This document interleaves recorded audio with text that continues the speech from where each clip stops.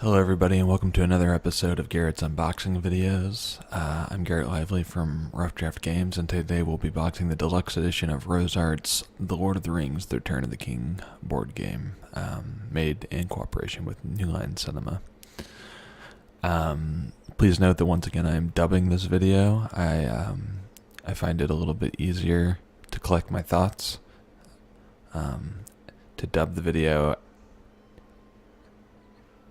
There's the box, and then again this is The Return of the King. Specifically, they made the game for the other ones, for 2 to 8 players. So here's the back of the box, and it shows a little bit of the board setup, and you have the Tower of Barad-dûr, and then this deluxe edition also includes a bonus game. So, as we do on these unboxing videos, I make sure to unbox the game in front of you so you know that I'm not putting anything in or taking anything out. This is my first time opening it up. Alright, so here we have a nice plastic bag, and inside are all the plastic bits, and those are going to end up holding the character pawns, I believe. These hold things as well, and then these are the ring cards. Those progress the story and give you different actions, items, and character abilities as you're going.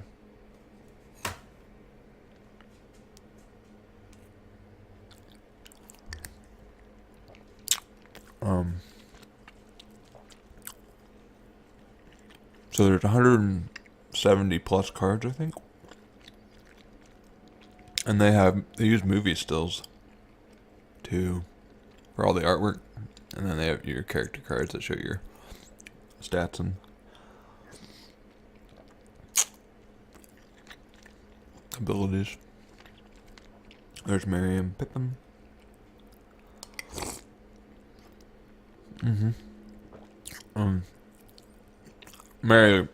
Pippin looks a little surprised.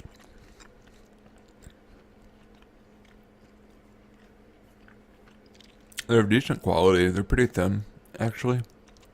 But other than that, I kind of like them. I think they have some neat things going on. Those are the rules for the bonus game.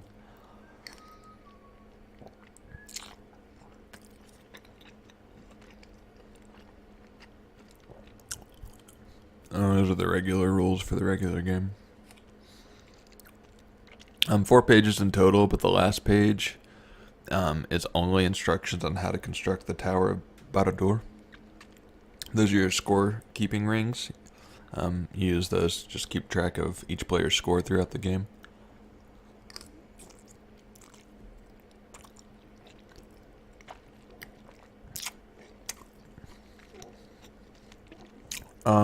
Those cards are only used in the bonus game.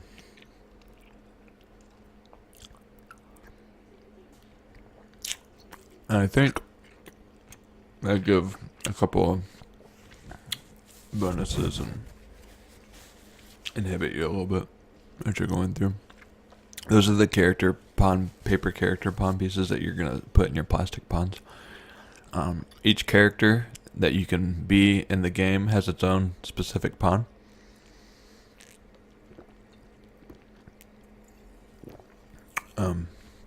And then those are the score tracks that you're going to put the rings on those. So here we have the punch-out boards. That's going to be the base of the Tower of... those are actually the paper rings that you'll pick up throughout the game. They go on select spaces and you draw the corresponding card.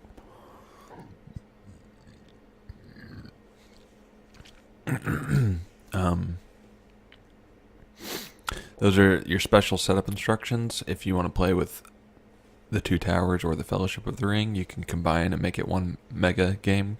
So if you want a really fun day, I recommend watching all 6 of the Lord of the Rings movies, including the Hobbit movies, and then also playing all 3 of the RoseArt Lord of the Rings board games. It took me just under 17 hours to complete. But that is with, just FYI, I set the board game up beforehand. So if you're gonna set the game up for your first time, you're gonna want to commit another approximately 2 hours per board game. So an additional 6 hours. So just keep that in mind if you want to do that in a single day, or if you want to do a little pre-setup. That last piece was the Mount Doom foldable mountain, and then what we have left are these game pieces. As you travel throughout the game, one thing of note is that they are double-sided.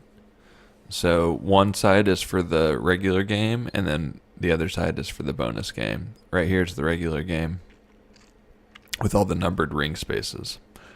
The backside creates this map of Middle Earth, and it's a little bit less detailed. All the pieces interlock together like a puzzle. Those can actually be punched out, and they come a little bit perforated. I had a little bit of trouble unperforating them, but just so you guys know, they are perforated. So if you want to use the edges for like little frames or whatever, that's totally cool.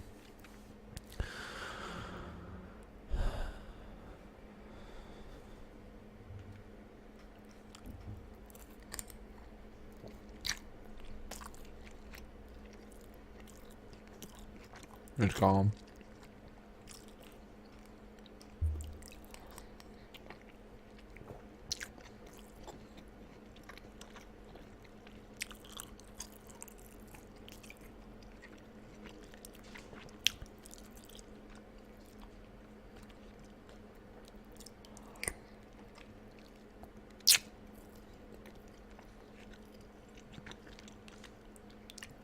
And then finally, we have our dice that we'll use in the game. This is actually a roll and move game. Just so you know. Leave a like.